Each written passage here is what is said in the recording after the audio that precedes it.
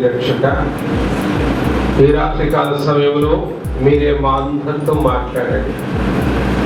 మీరు మాట్లాడుతూ ఉండగా వినగల చెవి, గ్రహించగల మనస్సు, అనుసరించి నడుచుకోగలిగిన జీవితం మాలో ప్రతి ఒక్కరికి మీరు అనుగ్రహించమని ప్రభువును ప్రియరక్షకుడైన యేసు నామమున ఈ వాక్యోపదేశం ప్రారంభిస్తున్నాము తండ్రి. ఆమేన్. ఆమేన్. క్రీస్తునందు ప్రియులారా, మత్తయి సువార్త 24వ అధ్యాయము ఏదైతే వాక్య భాగాన్ని మనం చదువుకున్నామో, ఈ వాక్య భాగంలో రెండు ప్రాముఖ్యమైన మాటలు మనం గమనించవచ్చు. 3వ వచనంలో మనం గమనిస్తే యుగ సమాప్తి అని ఒక పదాన్ని చూడొచ్చు. 14వ వచనంలో మనం గమనిస్తే దాని యొక్క అంతము, యుగము యొక్క అంతము అనే పదాన్ని మనం చూడవచ్చు కదా. యుగ సమాప్తి వేరే, యుగ అంతము వేరే. రకరకాల యుగాలు ఉంటాయి. ఒక్కొక్క యుగం సమాప్తి అవుతూ వస్తున్నది.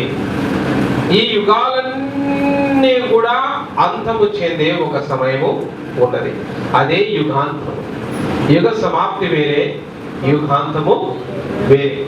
కాబట్టి ఈ రాత్రి మనము ధ్యానించబోయే అంశము యుగ సమాప్తి కదండి. ప్రత్యేకంగా యేసయ్య యొక్క శిష్యులు ఆయన దగ్గరకు వచ్చారు. వ్యక్తిగతంగా యేసు ప్రభువుని అడుగుతున్నారు, what is the difference between యుగ సమాప్తి అంటావు, యుగాంతం అంటావు, రెండింటిని మేము ఎలా పోల్చుకోవాలి? అది ఇప్పుడు జరిగేది కాదు, మా తర్వాత తర్వాత తర్వాత తరాలకు జరిగేది.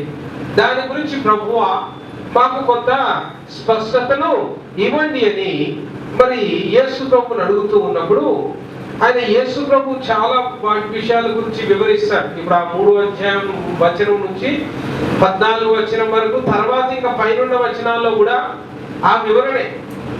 ఈ చివరి దినాల్లో ఉన్న వివరణ గురించి 2000 సంవత్సరాల క్రితమే యేసు ప్రభు దాన్ని వివరించాడు. 6వ వచనంలో అయితే, మరియు మీరు యుద్ధములను గురించి, యుద్ధ సమాచారములను గురించి వినబోదురు, మీరు కలవరపడకుండా చూచుకొనడి, జరగవలసి ఉన్నవి అంతపు వెంటనే రాదు.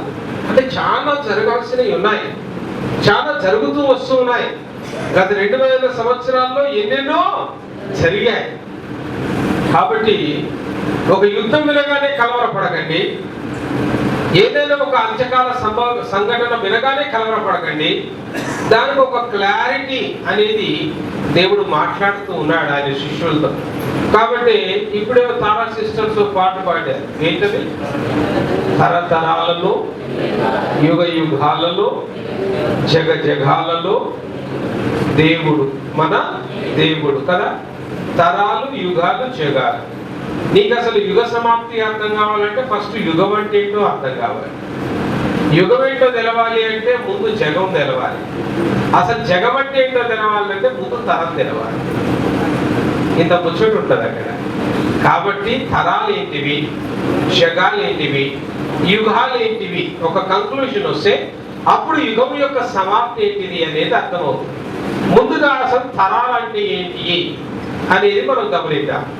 నీ తరం కాదు పో అంటే, ఎప్పుడైనా గొడవ అయితే ఏమంటారు కదా, దిక్కున్న చోట చెప్పుకోపో, నీ తరం కాదు పో అంటాడు. తరం అంటే తాత. అదే తాత నుంచి మనబడికి మొదటి తరం.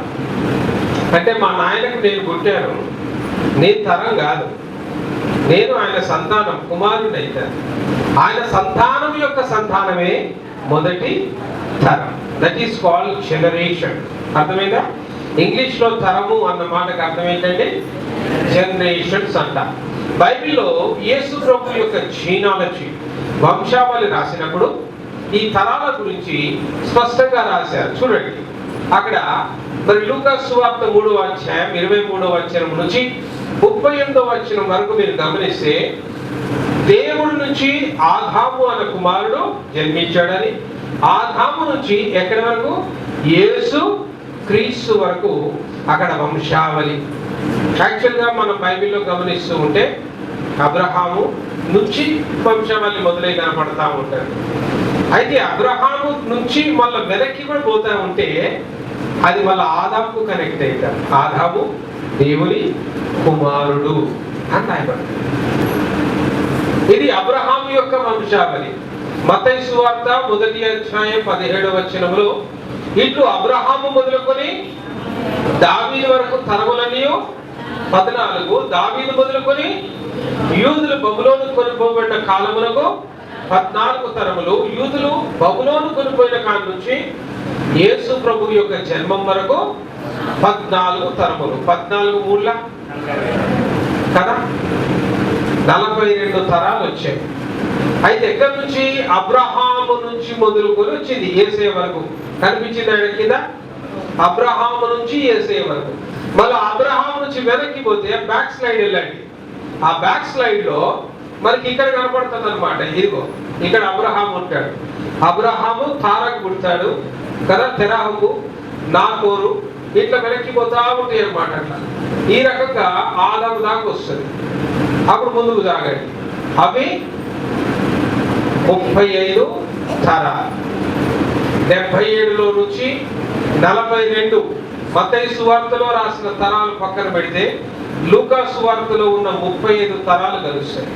మొత్తం 77 తరాలు. ఓపిక మీరు ఫోటో తీసుకోవచ్చు, స్లైడ్ తీసుకొని ఇంట్లో కూర్చొని ప్రశాంతంగా వెతుక్కుంటా అన్న మంచిగా వెతుక్కోవచ్చు. మత్తయిలోను లూకాలోను 2 చోట్ల కూడా. మత్తయిలోనేమో అబ్రహాము నుంచి రాస్తాడు, లూకాలోనేమో మొత్తం ఆదాము దగ్గర నుంచి కూడా వంశావళి అనేది క్లియర్ గా ఉంటుంది.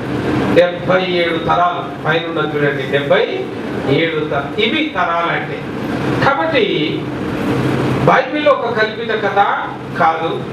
బైబిల్లో చెప్పబడ్డాయి అన్నది ఊహాత్మక విషయాలు కాదు. ఏదో ఎవరికి ఎలా తోస్తే అలా రాసినవి కాదు. Everything is evidence based. ప్రతిదానికి ఒక టైం లైన్ ఉంది. దావీదు ఎప్పుడు పుట్టాడో టైం లైన్ ఉంది. అబ్రహాం ఎప్పుడు పుట్టాడో టైం లైన్ ఉంది. ప్రతిదానికి ఖచ్చితమైన టైం లైన్.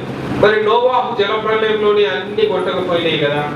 నోవాహు ముందు ముచ్చట్లు మనకి ఎట్లా తెలుస్తాయి అంటే దేవుడు తన భక్తుడైన మోషే ద్వారా కదా, సీనాయి కొండ మీద తన భక్తుడైన మోషే ద్వారా పరిశుద్ధాత్మ అభిషేకము చేత ప్రేరేపణ చేత పంచకాండాలను రాశాడు. ఆది కాండము, నిర్గమకాండము, లేవియ కాండము, సంఖ్యాకాండము, ద్వితీయోపదేశ కాండం అనే పంచకాండములలో మొత్తం భూమి యొక్క సృష్టి ఎలా జరిగింది దగ్గర నుంచి నీకు ఓవరాల్ గా ధర్మశాస్త్ర చరిత్ర అంతా కూడా దాంట్లో. ఆడ నోవాహు జలప్రలయం ఏముందండి 8వ అధ్యాయంలోనే అయిపోతుంది. అంత డీప్ గా దేవుడు తన భక్తుడైన మోషే ద్వారా మనకు రాసి ఇచ్చాడు. జగాలు రకరకాల ప్రపంచాలు ఉంటాయి. మానవ ప్రపంచాలు వేరే, మరి అంతరిక్షంలో మరి అంతరిక్షవాసుల ప్రపంచాలు వేరే, దేవదూతుల ప్రపంచాలు వేరే. కాబట్టి చూడండి, మరి జగాలన్న దాంట్లో హెబ్రీలకు రాసిన పత్రికలో 11వ అధ్యాయం 3వ వచనంలో ఒక చక్కటి మాట రాయబడి ఉంటుంది. చూడండి, ప్రపంచంలో దేవుని వాక్యం వలన నిర్మాణమైనవనియు అందును బట్టి ఆ దృశ్యమైనది కనబడెను పదార్థములచే నిర్మింపబడలేదని విశ్వాసము చేత గ్రహించుచున్నాము. ఆమేన్. ప్రపంచములు అర్థమైందా? ఏంటవి ప్రపంచములు అంటే? ఇప్పుడే చెప్పా. ఏంటి? జగాలు. తరాలు అయిపోయినాయిగా, ఇంకా తరాల కానే ఉన్నవా? జగాలకు వచ్చినవి ఇప్పుడు. జగాలు అంటే ప్రపంచములు. ప్రపంచములు ఎవరు చేశారట? దేవుని వాక్యము ద్వారా. వాక్యము వాక్ పలుకగా సూర్య చంద్ర నక్షత్రములు కలుగుగాక అని వాక్. వాక్యము అంటే వాక్కు పలుకగా అవి కలిగిన. ఆమేన్. దీన్ని scientist Stephen Hawking's big bang థియరీలో చెప్తాడు. విశ్వంలో ఒక భయంకరమైన విస్ఫోటనం, పెద్ద శబ్దం వచ్చింది. శబ్దం అంటే ఏంటి? వాక్యేనా? కాదు. శబ్దం అంటే వాక్. దేవుడు మాట్లాడితే ఎట్లుంటుందట? ఉరిమినట్టుంటది. దేవుడు పలికితే ఎట్లుంటది? ఉరిమినట్టుంటది. హల్లెలూయా. యేసయ్యకే మహిమ కలుగును గాక. ఉరిమినట్టు పెద్ద విస్ఫోటనం జరిగింది, విశ్వం ఆవిర్భించబడ్డది. కాబట్టి ప్రియులారా, ప్రపంచములు అనగా జగాలు దేవుని మాట చేత కదా. చూడండి, అందుకే ప్రపంచాలలో ఇప్పటికీ 5800 ఎక్సో ప్లానెట్స్ అని ఉంటాయి. అక్కడ 5800 ఎక్సో ప్లానెట్స్ అంటే మన భూమి లాంటి గ్రహాలు. ఇప్పటికీ శాస్త్రవేత్తలు ఎన్ని కనుక్కున్నారో తెలుసా? 5000. భూమి ఒక్కటే అనుకుంటున్నావు. ఇప్పటి వరకు చంద్రుడి దగ్గరికి పోవడానికి ఎన్ని తిప్పలు పడతావు, ఇంకా వేరే గ్రహాలకు ఏడబోతాం. ఇదంతా గలీలియో అనేవాడు 1610వ సంవత్సరంలో ఒక టెలిస్కోప్ కనిపెట్టి మొత్తం విశ్వాన్ని వెతకడం ప్రారంభించాడు. ఆ రోజు నుంచి 1610 నుంచి లెక్క సాగుతూనే ఉంది. ఇది నేను తీసింది ఇప్పటితో స్టాటిస్టిక్స్ జనవరిలోనో ఎప్పటితో, జనవరి నుంచి మరి అక్టోబర్ వరకు ఇంకోటి కొత్త దొరికినా దొరకవచ్చు, ఎవరికి చెప్పలేదు, లేటెస్ట్ పోలేదు. కానీ ఇన్ని ఎక్సో ప్లానెట్స్, ఇవన్నీ ఒక్కొక్క గ్రహం ఒక ప్రపంచం. అర్థమవుతుందండి? ఒక్కొక్క గ్రహం ఒక జగం, తరాలైంది, జగాలైంది. మళ్ళీ ఇప్పుడు మనం చూస్తే ఇంకా కరెక్ట్ గా చెప్పాలంటే స్పిరిచువల్ వరల్డ్, ఫిజికల్ వరల్డ్ అని 2 రకాలు ఉంటాయి. అంటే భౌతిక ప్రపంచం, ఆధ్యాత్మిక ప్రపంచం. ఆధ్యాత్మిక ప్రపంచంలో ఉన్నదేంటి? పరలోకం, నరకం, అంతే కదా. పైకి పోతే అయితే ఫిజికల్ వరల్డ్స్ కొన్ని ఉంటాయి, భౌతిక ప్రపంచాలు కొన్ని ఉంటాయి. మానవులు నివసించేదాన్ని మానవ ప్రపంచం అంటాం, దూతలు నివసించేదాన్ని దూతల ప్రపంచం అంటాం, అంతరిక్ష వాసులు ఉండేదాన్ని అంతరిక్ష ప్రపంచం అంటాం. అట్లా నైతిక ప్రపంచం అని, లౌకిక ప్రపంచం అని, రాబోయే ప్రపంచం అని అనేక వర్ణనలు ఉన్నాయి. ఇప్పుడైతే మనకు అర్థమైంది కదండి, తరాలు అర్థమైంది, జగాలు అర్థమైంది. అందరు క్లియరా? అర్థమైన వాళ్ళందరూ సపోర్ట్ కొట్టాడు, అందరికీ బాగా అర్థమైంది. ఇప్పుడు మనం అసలు టాపిక్ లో వద్దాం. ఇప్పుడు యుగాలు. యుగాలు అంటే ఏజెస్ కదా. సైన్స్, సోషల్ స్టడీస్ చదువుకున్న వాళ్ళందరికీ కూడా కొన్ని రకాల యుగాల గురించి తెలుసు. రాతి యుగం కదా, ఇనుప యుగం, తర్వాత కాంస్య యుగం, కొన్ని ఏజెస్ అయితే తెలుసు. స్టోన్ ఏజ్, అవునా, metal age, iron age, copper age, ఇట్లున్నది కదా. కొన్ని రకాల యుగాల గురించి తెలుసు. అయితే ఈరోజు బైబిల్ మనకు ప్రత్యేకంగా రాయబడ్డ 7 యుగాల గురించి మనకు బోధించబోతూ ఉన్నది. 7 ప్రాముఖ్యమైన యుగాలు. ఎటర్నిటీ టు ఎటర్నిటీ అంటే నిత్యత్వము నుంచి మరలా మనం పొందబోయే నిత్యత్వం. ఆదాము అవ్వను సృజించినప్పుడు దేవుడు వారిని తన పోలికగాను తన స్వభావములోను, అంటే మరణము లేకుండానే సృజించాడు. ఆదాము అవ్వలకు మరణం లేదు కదండి. దేవుని స్వరూపములో అంటే ఎటర్నిటీ, నిత్యత్వములోనే సృజించాడు. కానీ అవిధేయత అన్న పాపం వల్ల ఏమైంది?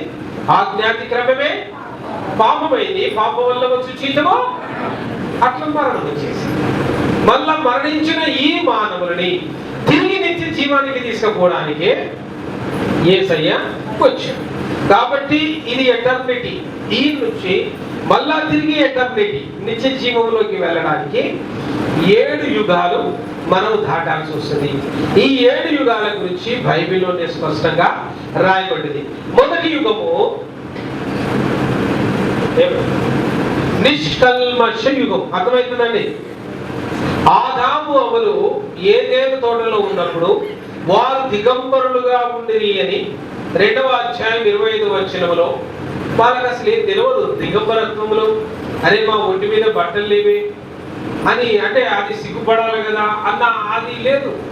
అంత అమాయకత్వం, ఏమాత్రం పాపము ఎరుగని స్వభావం. అందుకే ఇన్నోసెన్సీ అంటాం దాన్ని, నిష్కల్మష యుగం. పిల్లల్ని గుడ్డలు కూడా తీసి చూడండి, స్నానానికి అమ్మ గుడ్డ నీరు తీసి సబ్బు కోసం లోపలికి వీడు గల్లీ చివరికి ఉరుకుతాడు. వాడికి తెలియదు అట్లా ఉరకూడదని తెలియదు. Is innocence.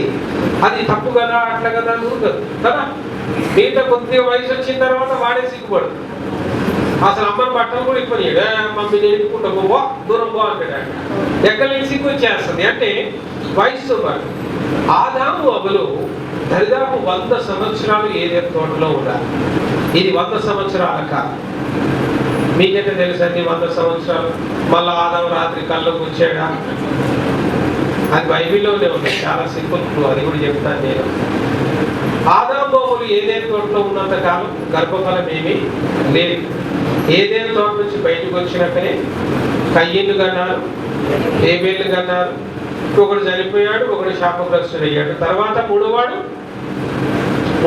షేతు కదా. చూడండి, షేతును కంటాడు. చూడండి 5వ అధ్యాయం 3వ వచనం. ఆదాము 130 ఏళ్ళు బ్రతికి, అంటే షేతును కన్నప్పటికీ 130 ఏళ్ళ వయసు ఆదాముకి కదండి. 130 ఏళ్ళ తర్వాత కానీ 3వ వాడు పుట్టాడు. కాబట్టి సరిగ్గా 100 సంవత్సరాలని నేను చెప్పట్లేదు, కానీ అందాజ ఒక 100 ఏళ్ల వరకు కూడా మరి ఆదాము అవ్వలు ఏదేను తోటలోనే ఉన్నారు అనడానికి అదొక ఆధారం. ఏదేను తోట నుంచి బయటకు వచ్చిన తర్వాత, ఎందుకంటే కయ్యను హేబేలులు బలి అర్పణ చేసేంత జ్ఞానోదయం వచ్చిందంటే 10 ఏళ్ల వయసులో అయితే బలి అర్పణ ఇవ్వలేరు కదా. ఒకడు యాజకుడు కావాలి అంటే కనీసం యాజకుడి వయసు ఉంది కదా. అంటే జ్ఞానం, వాడికి ఫలానా ఇంత జ్ఞానం, 25 ఏళ్ల వయసు వస్తే తప్ప వాడికి జ్ఞానం రాదు అనేది బైబిల్ యొక్క ఆధారం కదా. రఫ్ ఒక 25 ఏళ్ళు మనం వేసుకున్నా అర్థమైందండి. కయ్యను పుట్టాడు, 26కో 27కో హేబేలు పుట్టాడు, 28 29 అంటే 130 ఏళ్ళ వయసులో. ఇది ఒక అందాజ, అంటే ఖచ్చితమైన లెక్క కాదు. నేను లోపలికి పోయి చూసింది ఏమీ లేదు. అందాజాగా ఒక 100 సంవత్సరాలు మాత్రం ఆదాము అవ్వలు ఏదేను తోటలో ఎక్కడున్నారండి? నిష్కల్మష యుగంలో ఉన్నారు. ఎక్కడున్నారు చెప్పండి? అది మొదటి యుగం. అక్కడ పాపము లేదు, పాపము చేయాలన్న ఆలోచన కూడా లేదు. ఎప్పుడైతే అవిధేయతకు లోనయ్యారో ఇప్పుడు 2వ యుగంలోనికి వెళ్తారు. వాళ్ళు చూడండి, ఆదాము అవ్వలు ఏదేను తోటలో నుంచి బయటికి ఎండివేయబడ్డ దగ్గర నుంచి ఆదికాండము 4వ అధ్యాయం నుంచి 8వ అధ్యాయం వరకు, నోవాహు యొక్క జల ప్రళయం వరకు కూడా ఏజెస్ ఆఫ్ కాన్షియన్స్ అంట, మనస్సాక్షి యుగం. ఆ యుగాన్ని ఏమంటామంటే మనస్సాక్షి యుగం. అంటే ఇప్పుడు ఆల్రెడీ పాపం స్టార్ట్ అయిపోయింది. పాప పుణ్యాలకు మధ్యలో వాళ్ళ మనస్సాక్షి జవాబు చెప్తుంది, ఇట్లొద్దురా, ఇది మంచి పద్ధతి కాదు. కయ్యనుకు హేబేలుకు అదే డిఫరెన్స్. హేబేలు కనిపించింది శ్రేష్టమైనది దేవునికి ఇవ్వాలి, మనస్సాక్షి. హేబేలు యొక్క మనస్సాక్షి మాట్లాడింది. కయ్యను హేబేలు చూసి ఏదో ఒకటి ఇద్దామంటే, అందుకే కదండి స్వీకరించండి. కొద్దిమంది అనుకుంటాడు ఆయన గొర్రె పిల్లని ఇచ్చాడు కాబట్టి స్వీకరించాడు, ఈయన కందులు పోసాడు కాబట్టి స్వీకరించలే అంటారు. అబద్ధం. ఆయన పోసింది కందులు, కూరగాయలు, టమాటాల గురించి కాదా. ఇచ్చిన మనసు బాలేదు. దేవుడికి బలిలర్పించుట కంటే మాట వినుట శ్రేష్టం.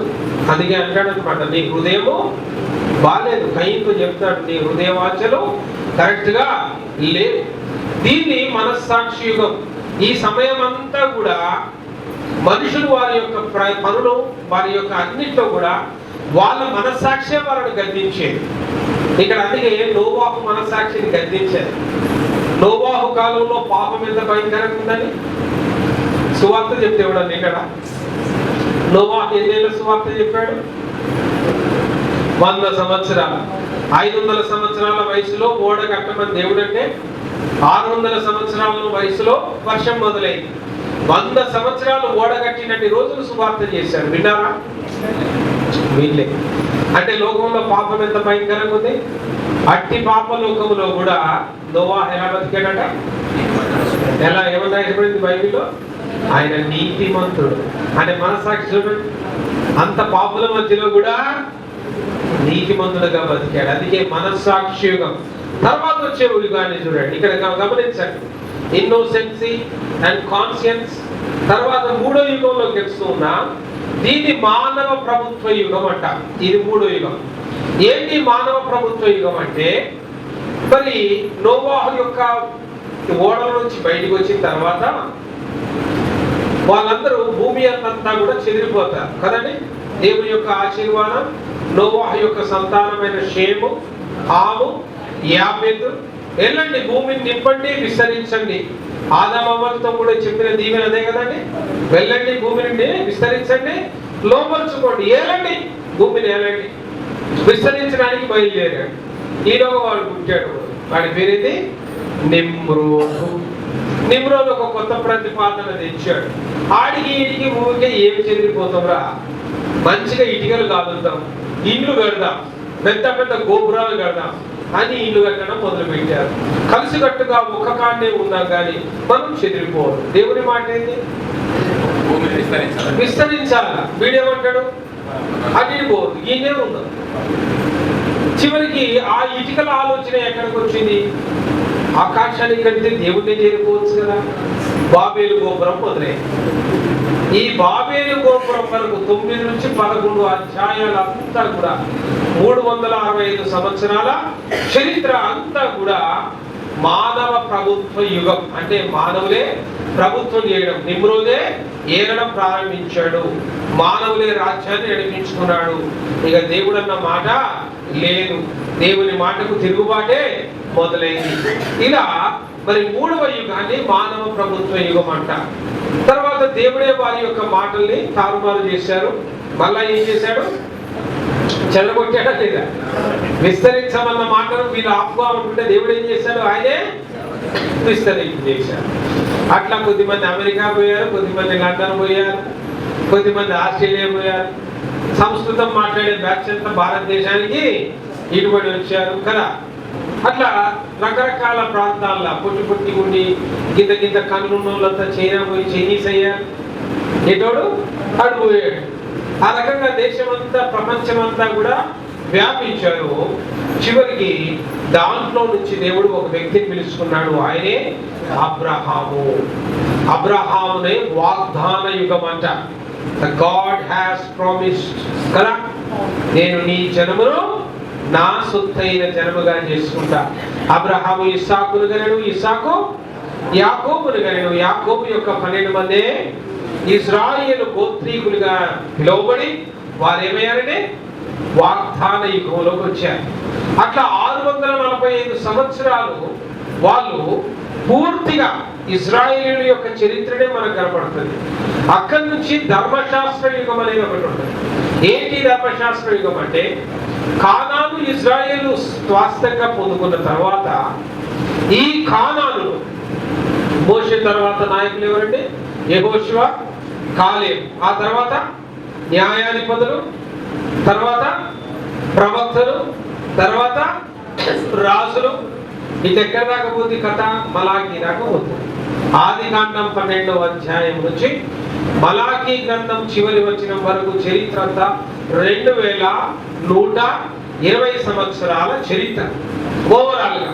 అందుకే దాన్ని ధర్మశాస్త్ర యుగం అని కూడా అంటారు. ఓల్డ్ కాంబినెంట్ ఏజెస్. ధర్మశాస్త్ర యుగం అంటే మోషే ద్వారా ఇవ్వబడ్డ ధర్మశాస్త్రం. క్లియర్ అర్థమవుతుంది కదా. మొదటిదేమో కదా, నెక్స్ట్ స్లైడ్. మొదటిదేమో నిష్కల్మష యుగము, రెండవదేమో మనస్సాక్షి యుగము, మూడవదేమో మానవ ప్రభుత్వ యుగము, నాలుగవదేమో వాగ్దాన యుగము. దాన్నే ధర్మశాస్త్ర యుగం. ఎక్కడ దాకా వస్తుందంటే ఆ యుగం యేసయ్య పుట్టుక దాకా ఆ యుగం కంటిన్యూ అయింది. ఇట్స్ లాంగెస్ట్ పీరియడ్ అన్నమాట. యేసయ్య పుట్టిన తర్వాత కొత్త యుగం ప్రారంభించబడ్డది. దాన్నే కలియుగం అంటాం, దాన్నే కృపాయుగం అంటాం. ప్రస్తుతం వాళ్ళ భాష ప్రకారం కలియుగం అని కూడా అనుకుంటున్నారు. కలియుగములో కృప ఎక్కువగా ఉంటుంది. ఎక్కడ పాపం విస్తరించును అక్కడ కృప అధికముగా ఉండును. ఇంకొక భాషలో దాన్ని ఏజెస్ ఆఫ్ న్యూ కోవెనెంట్ అని కూడా అంటాం. కొత్త నిబంధన యుగం. ఆయన ఏం చేశాడు? కొత్త నిబంధనగా ఆయన మనకు తనను తానిగా బలిగా అర్పించుకున్నాడు. ఇక ఏ బలులు అక్కర్లేదు, నేనే మీకోసము బలిగా అర్పించబడతాను. అదే కొత్త నిబంధన యుగం. మత్తయి సువార్త నుంచి పత్రికల వరకు ఇది. ప్రస్తుతం మనం ఏ యుగంలో ఉన్నాం? కృపాయుగంలోనే ఉన్నాం, డౌట్ ఏం లేదు. ఈ యుగంలో ఉన్నాం. ఎక్కడ మొదలైంది? ఏదెత్తంలో మొదలైంది మెసేజ్. ఏదాకా వచ్చినాం? బంగ్లా కాడికి వచ్చినాం. కృపాయుగంలో 2025వ సంవత్సరం దాటబోతూనే ఉన్నది. ఈ కృపాయుగం కంటిన్యూ అవుతూనే ఉన్నది.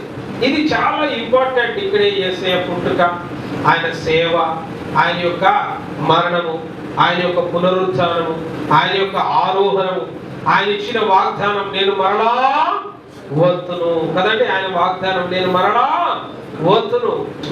యేసు వారితో ఇట్లనెను, ఎవడును మిమ్మల్ని మోసపరచకుండా చూచుకొనుడి. అనేకులు నా పేరిట వచ్చి నేనే క్రీస్తునని చెప్పి ఈ మోసం స్టార్ట్ అయింది. అర్థమైందా? ఈ కృపాయుగంలో ఉన్న పెద్ద ప్రాబ్లం ఏంటంటే దాన్ని ఎట్లా గుర్తుపట్టాలా ప్రభువా? మరి యొక్క కృపాయుగం యొక్క పరిస్థితులు ఎలా గుర్తుపట్టాలి? కృప అయితే అర్థమవుతుంది మాకు, మిగతా విషయాలు ఎలా గుర్తుపట్టాలి? మోసం. మొట్టమొదటి సమస్య ఏంటంటే మోసం. నేనే క్రీస్తుననే మోసం. ఇప్పుడే రేపిస్తా డబ్బులు అని మోసం. మోసమేగా.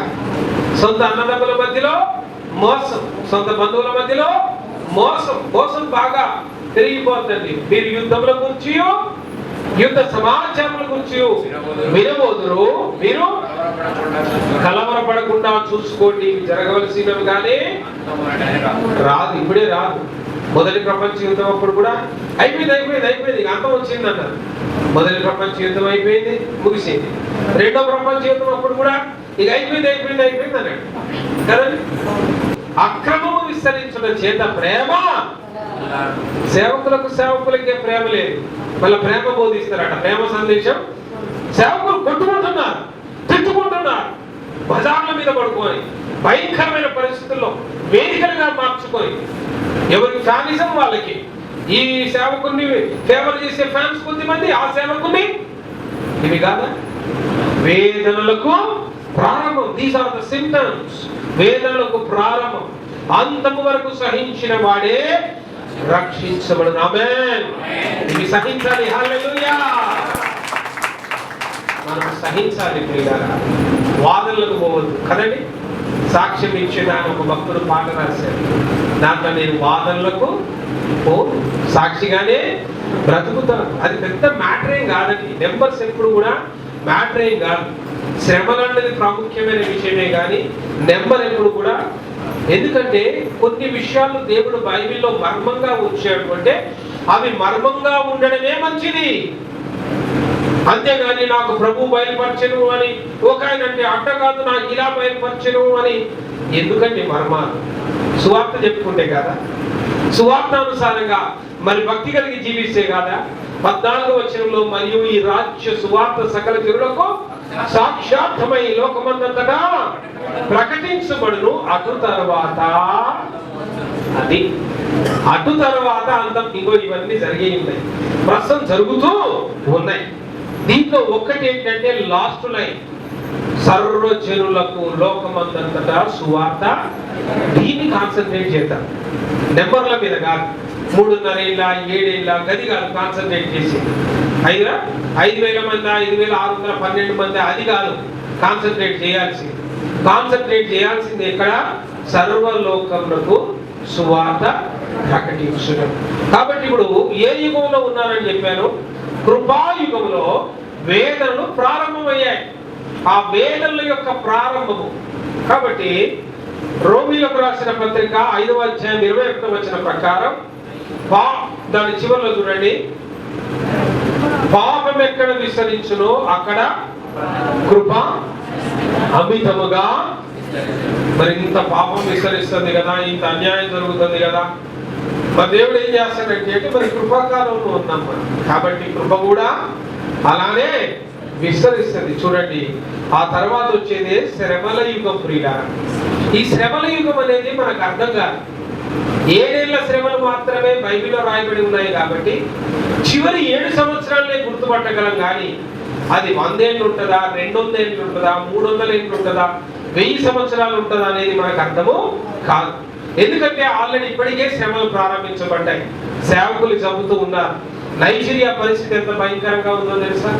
నైజీరియాలో ఇస్లామిక్ తీవ్రవాదులు చర్చిల్ని కాలబెట్టి ఆడవాళ్ళని నగ్నంగా ఊరేగించి పాస్టర్లను చంపి గుమ్మాలకు ఎలాడా తీసి ఈ ఊర్లోకి ఎవరైనా సువార్త ప్రకటించడానికి వస్తే ఈ తలకాయ ఏలాడినట్టే మీ తలకాయలు వేలాడతాయి, జాగ్రత్త అని హెచ్చరిస్తున్నారు. అలాంటి పరిస్థితి మొన్న భారతదేశంలో కూడా మణిపూర్ ఎంత భయంకరంగా గగ్గోలు పెట్టారు. Because we are in tribulation time. శ్రమల యుగంలో మనం ఉన్నాం ప్రియులారా. కృపాయుగములోని చివరి కాలాన్నే ఏ యుగం అంటామండి? శ్రమల యుగం. దానియేలు గ్రంథములో, ప్రకటన గ్రంథములో, మత్తయి సువార్తలో ఇవన్నీ కూడా రాయబడి ఉన్నాయి. ఇలా శ్రమల యుగంలోనే చివరి 7 సంవత్సరాలు అన్నాడు కదా. ఆ చివరి 7 సంవత్సరాల్లో మొదటి 3.5 సంవత్సరాల్లో అబద్ధ క్రీస్తు అనేవాడు ప్రకటించబడతాడు. ఇది ఇంకా జరగాలి. శ్రమల యుగ ప్రారంభంలో మనం ఉన్నాం. ఇది వేదనలకు ప్రారంభం అని చదివాంగా కానీ అందం అప్పుడే రాదు. ఇది వేదనలకు ప్రారంభం. అంటే మనం శ్రమల యుగం గుండా పోతున్నాం.